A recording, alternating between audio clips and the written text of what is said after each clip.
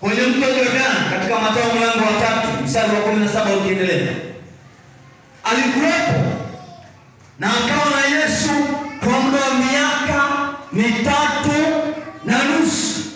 Na alipomaliza kazi, Yesu anasema sasa siku ya Pentekoste, kulingana na Matendo ya Mitume mlango wa 2 mstari wa 4 au wa 2 mpaka ikiendelea ikiteremka mpaka mstari wa 4, ilitimia siku ya Pentekoste. Kwa Roho Mtakatifu alitumwa tangu Yesu alipopaa. Siku ya Pentekoste Roho Mtakatifu alikuja duniani na yuko mpaka leo, na saa hii tunasema habari zake, yuko hapa. Yuko hapa.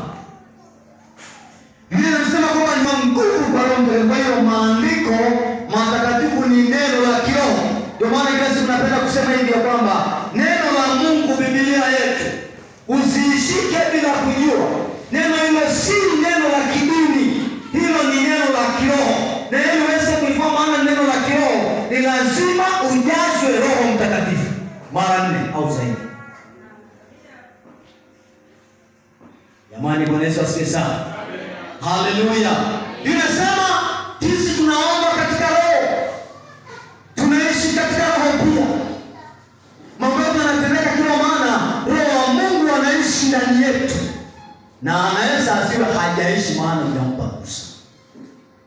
Kwa hiyo lazima tujue kwamba Roho Mtakatifu ana utu wake. Na ndio sasa tuko naye duniani. Yesu alishatukuzwa kwenye mkono wa Mungu Baba akituombea, lakini Roho Mtakatifu yuko kazini akilisaidia kanisa. Haleluya.